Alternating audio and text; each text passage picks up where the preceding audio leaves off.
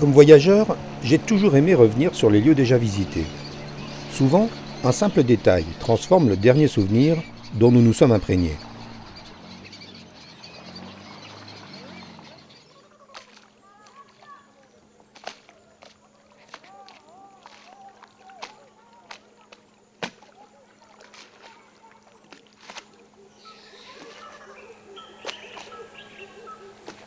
Je reviens au Mali pour la 6e fois.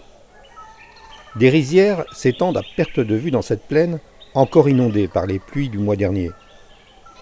Le Mali est vert comme je ne l'ai jamais vu, et je comprends aujourd'hui pourquoi on l'appelait autrefois le grenier de l'Afrique.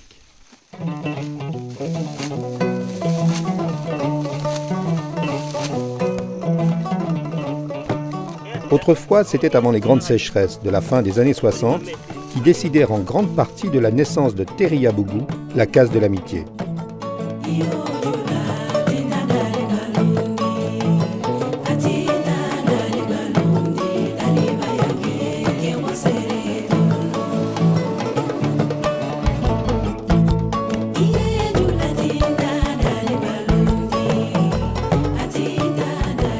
Un temps de narration.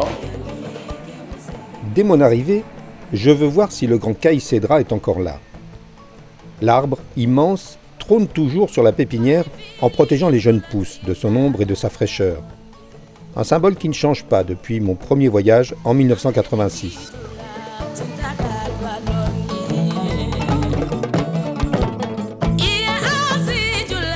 Cette année-là, je rencontre le fondateur de la Case de l'Amitié, Bernard Verspieren. Ce père blanc est arrivé en Afrique comme missionnaire au début des années 50. Grâce à sa formation d'ingénieur agronome et poussé par l'appel du pape Jean XXIII, il se met au service du développement dès les années 60, au moment où le Sahel connaît la tragédie de la sécheresse. Pour lutter contre la désertification, il emploie les moyens les plus modernes.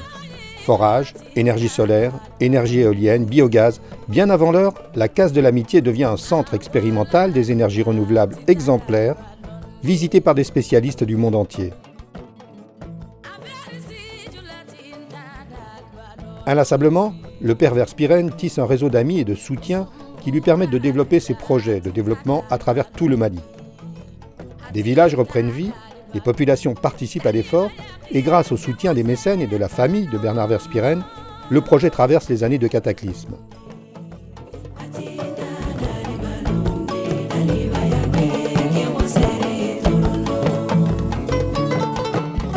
Au début des années 2000, le père est victime de problèmes de santé. Il doit être soigné en France où il passe de longs mois. Je l'accompagne à son retour au Mali. Il est accueilli par son fidèle ami Lamine Samaké, avec qui ils construisirent ensemble la Case de l'Amitié. Les Maliens sont sa deuxième famille et sa case au bord du fleuve est son refuge. Il disparaît en 2003, son passage de l'autre côté du fleuve, comme il l'expliquait.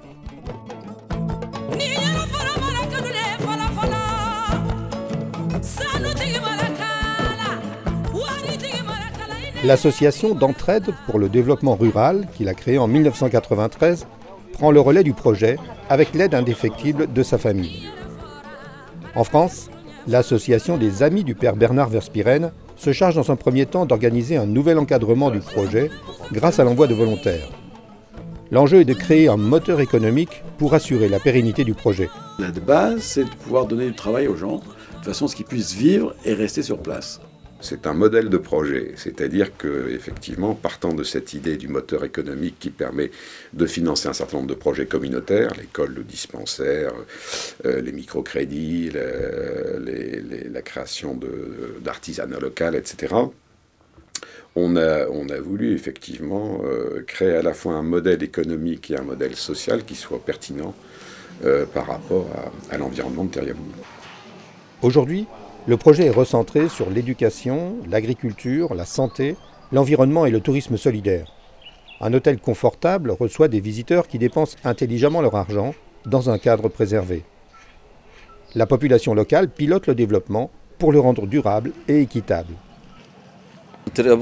C'est un centre de tourisme solidaire, cela veut dire que toutes les recettes qu'on récupère des touristes sont réinvesties soit sur l'éducation, soit sur la santé, soit pour les salaires, soit pour le développement de la population locale autour de l'hôtel. Mais si les recettes de l'hôtel participent à l'équilibre financier du projet, la Case de l'Amitié doit aujourd'hui faire face à d'autres investissements. La ferme expérimentale qu'elle était à ses débuts est devenue aujourd'hui un village de 500 habitants, avec une école qui accueille 365 enfants et un dispensaire qui réalise plus de 2000 consultations et 100 accouchements par an. Ces nouvelles dimensions et l'âge des installations exigent une maintenance importante. Je suis arrivée vraiment, le projet c'était là depuis longtemps et ça demandait beaucoup d'entretien, c'était vieux, donc il fallait renouveler. J'ai commencé par reprendre les câbles et l'installation électrique. Après j'ai changé quelque part les installations d'eau. Maintenant, le problème c'est avec les groupes électrogènes, ils sont fatigués maintenant. La difficulté, c'est de travailler dans la durée.